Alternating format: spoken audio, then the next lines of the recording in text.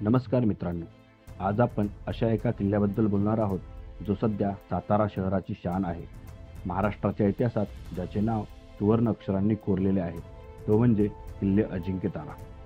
चला तर मग मराठा साम्राज्याची चौथी राजधानी असलेल्या या किल्ल्याच्या रोमांचक इतिहासाचा व सौंदर्याचा अनुभव घेऊया. अजिंक्यतारा हा मराठा साम्राज्याची चौथी राजधानी होता. राजगड, रायगड व जिंजीनंतर या किल्ल्याला हे स्थान मिळाले होते. सध्या किल्ल्याच्या अगदी मुख्य दरवाजापर्यंत कॉन्क्रीटचा रोड बनवण्यात आला आहे. त्यामुळे किल्ल्यावर जाणे अगदीच सोपे झाले आहे.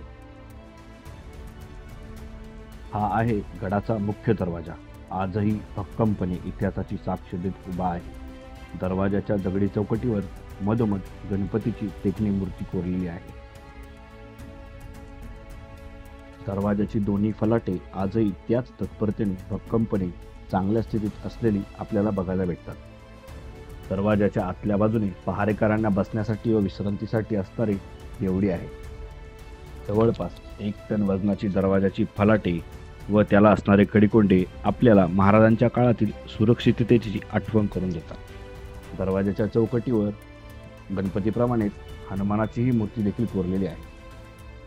गडावर गडाच्या डागडुजीची कामे चालू आहेत.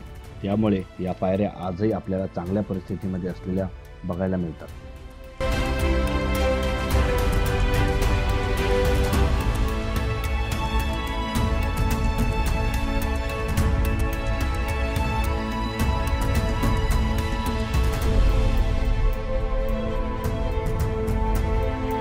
स्वराज्याच्या संवर्धनात माणसांप्रमाणेच मुक्या प्राण्यांचाही समावेश आहे.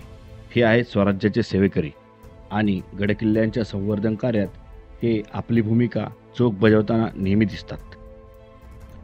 पायऱ्या चढून वरती आले की उजव्या बाजूला दक्षिणमुखी मारुतीचे मंदिर आहे. मंदिरातील 3.5 ते 4 फुटाची काळ्या पाषाणातील मारुतीची मूर्ती उल्लेखनीय आहे. मारुतीचे दर्शन घेऊन थोडंसं पुढे आलं की आपल्याला रस्त्यामध्येच एक चुन्याचा घाणा लागतो. हाच तो चुन्याचा घाणा. येथून थोडेसे पुढे जाताच आपण पोहोचतो ताराराणी साहेबांच्या राजवाड्यात. सध्या ही वास्तू पूर्णपणे पडलेल्या अवस्थेत आहे. याच ठिकाणावरून ताराराणी साहेबांनी स्वराज्याचा कारभार चालवला होता. छत्रपती शिवाजी महाराजांनी 27 जुलै 1673 रोजी हा किल्ला मोगलांच्या ताब्यातून जिंकून घेतला होता. त्यानंतर काही काळ तब्येत बरी नसल्याने याच किल्ल्यावर महाराजांनी विश्रांतीही घेतली होती. औरंगजेबाने हा किल्ला जिंकण्यासाठी तब्बल 4.5 महिने वेढा दिला, तरीही तो यशस्वी झाला नाही. अखेर फितुरीमुळे हा किल्ला मोगलांच्या हाती गेला आणि त्याचे नाव आझमतारा ठेवण्यात आले. महाराणी ताराराणींच्या नेतृत्वाखाली मराठ्यांनी हा किल्ला पुन्हा जिंकला व त्याचे नाव अजिंक्यतारा ठेवण्यात आले व इथून पुढे आजपर्यंत या किल्ल्याचे नाव अजिंक्यतारा हेच राहिले.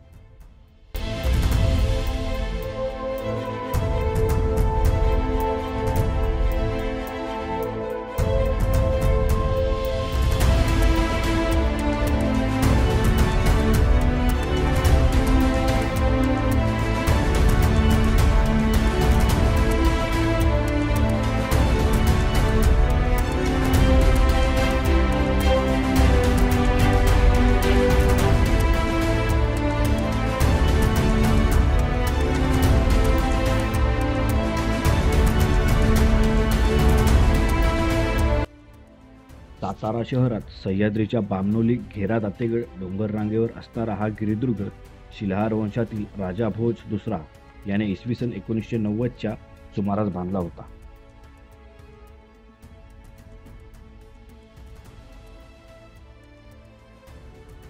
राजवाड्यापासून मंगळाई देवीच्या मंदिराकडे जाताना रस्त्याच्या बाजूला 2 तलाव लागतात. तलावातील पाणी स्वच्छ आहे. उन्हाळ्याच्या दिवसात या तलावातील पाणी हे वापरले जात असावे.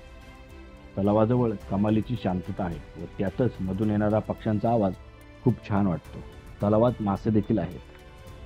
तलावाच्या काठावर असणारा हा नंदी खूप सुंदर आहे.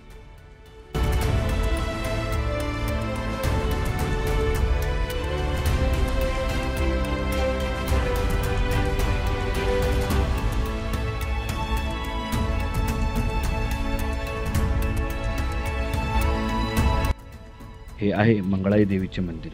मंदिराच्या बाहेर तुळशी वृंदावन व विरांच्या विरगळी आपल्याला बघायला मिळतात.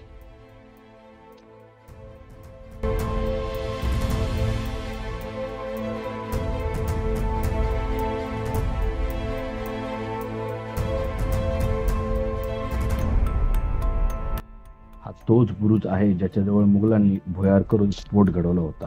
असा हा मंगळाईचा बुरुज.